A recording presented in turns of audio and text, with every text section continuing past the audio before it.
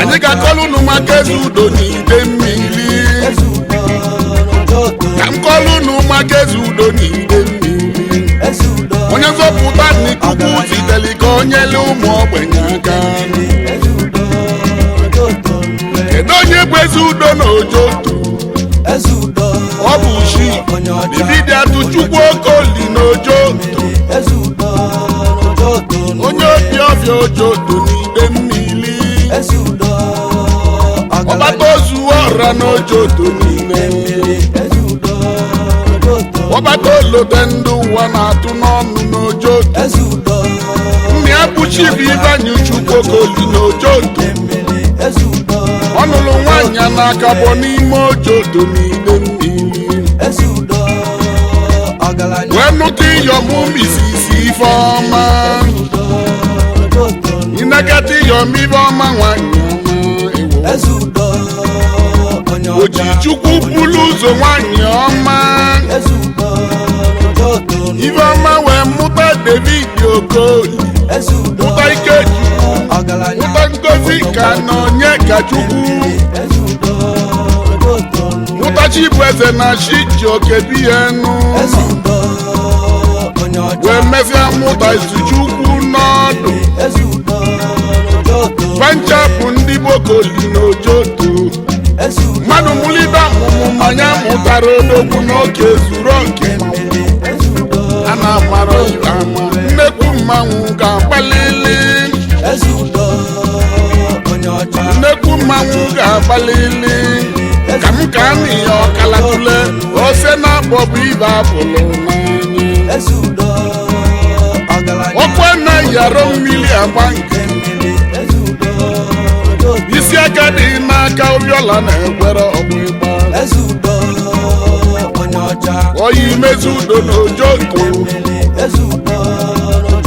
nwata kwọcha ka osolo galanya ibe nwata kwọcha ka osolo galanya ibe unu naanị ibe na-egwu Chukwu kele mmadụ ka o deli ibe ọ ga-abụ n'enu ibe kuche mile na-adị egwu na mgbaka ịma na ugo chalacha na-echuru echu onye lụrụ ibo na-eje ịma na ike ije na-akwụrụ onye nwagwu mmadụ akwụrụ otu ezu ike mmadụ anọrọ n'anwụ ezu ike Davidia Okoli mụ na-ekwu arụnye achọrọ nsogbu ibe na-achọ bụzi udo n'aka eji abụ ya eze udo n'Ojoto eze udo na London onye anụ ibe na-ekwu ebe ọ bụ na ọ nọ bụzi udo ebe ọ bụ na o jeli bụzi udo ọgbanịnya ka Chukwu ji agọzi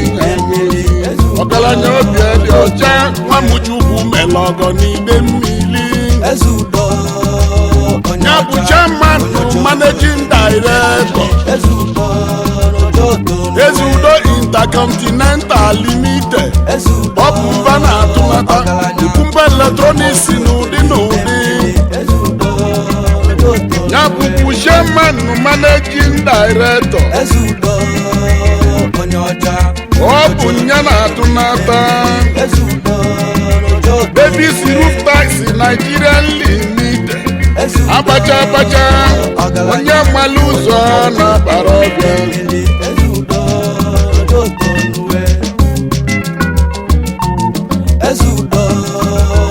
esola mmalụ ụzọ Ezudo n'Ojoto ya bụ chairman managing director Ezudo Foundation ngalaba osi enyela mmadụ aka o nwere ụlọ akwụkwọ dị n'Ojoto St. Barnabas Primary School ụmụ akwụkwọ nọ n'ime ya ọgụ mmadụ 15 Ezudo golu uniform gbaliba n'ofu Community Model Nursery and Primary n'Ojoto Ezudo gbaliba uniform n'ofu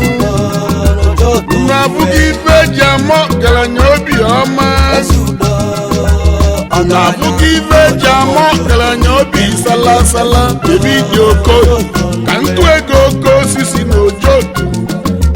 maka na oke osisi adị n'ọbịa mmụ abalị awụsala na eze udo ka ntụkwu ego gọchukwu mele ojoto mgbe ma na onye amụma na-adịrị ebube n'ụlọ eze udo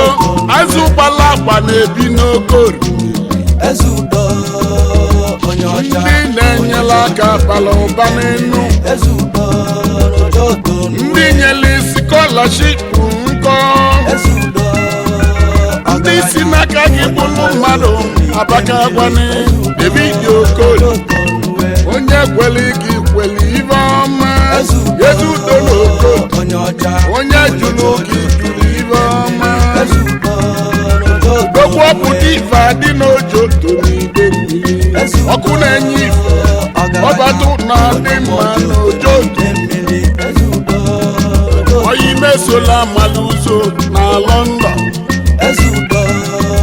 bụ niile na-azọ ji moto eme Igbo niile na-azọ ji moto eme ndị ji moto eme ọgụ ezuru mmadụ ili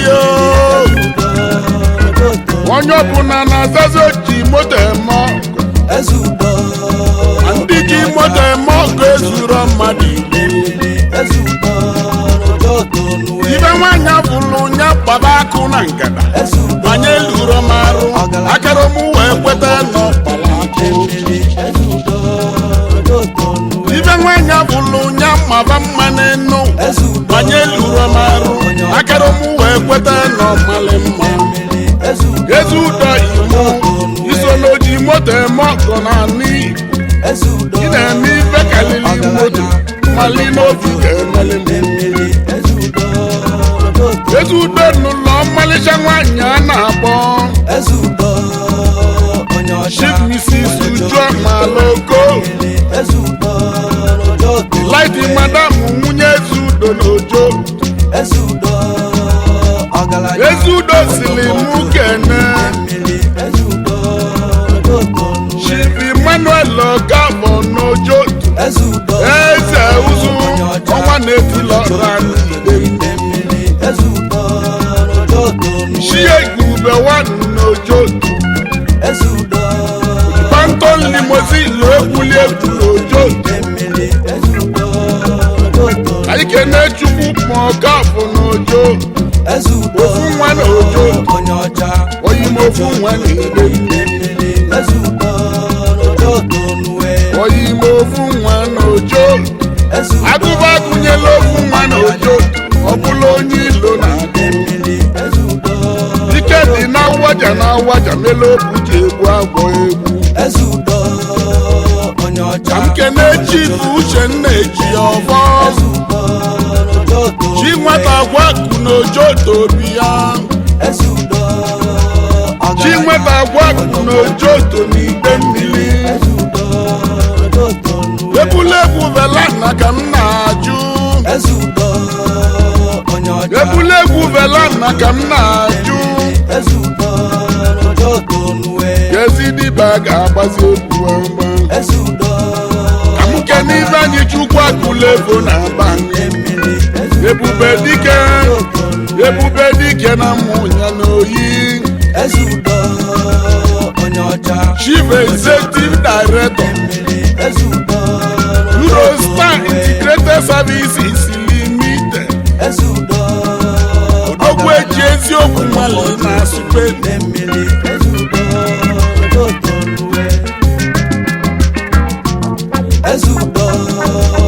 friend need is a friend indeed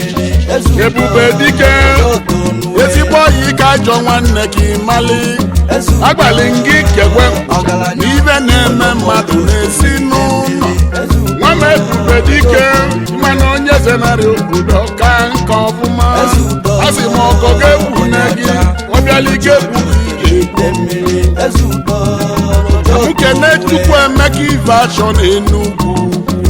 oyi ma ọzọ mma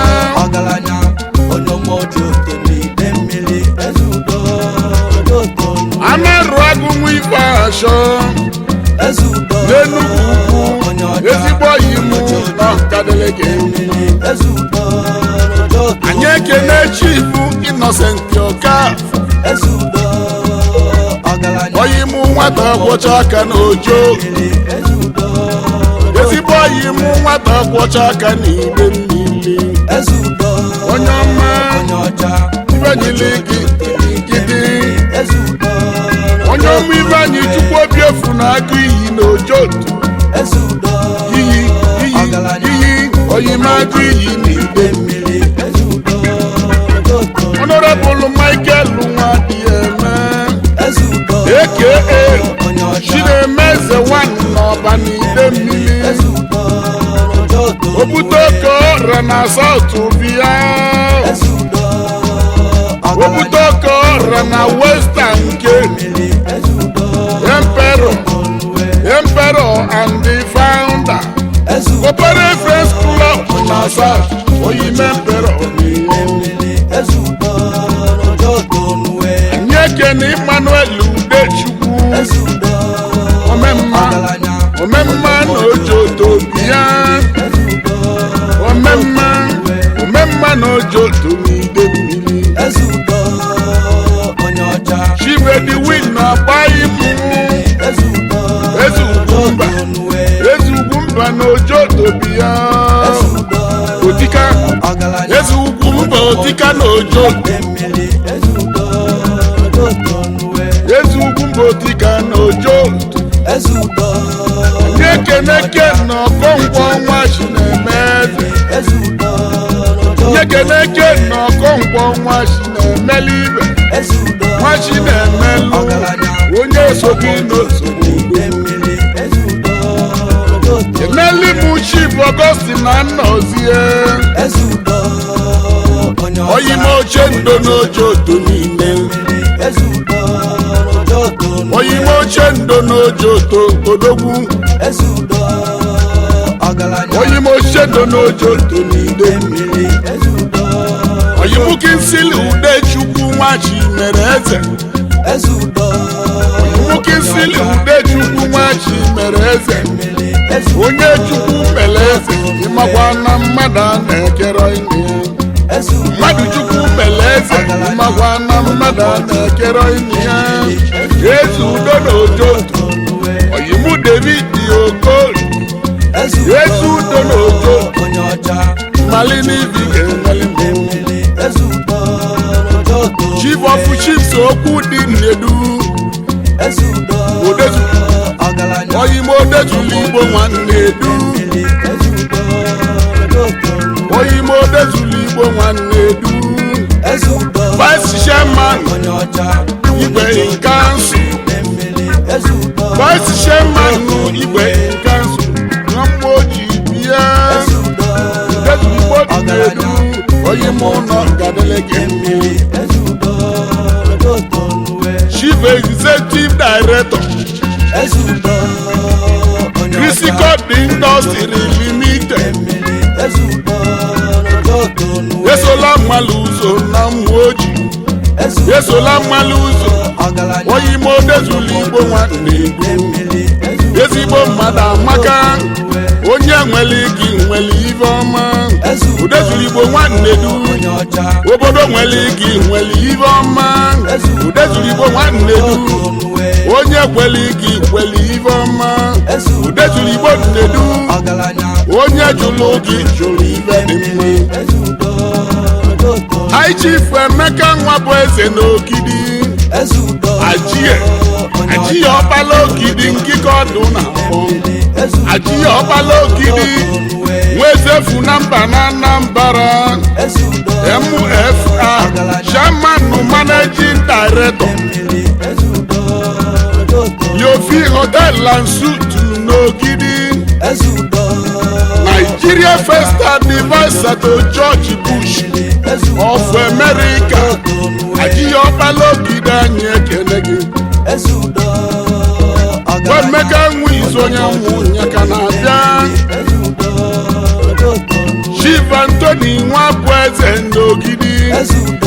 eze ego gburugburu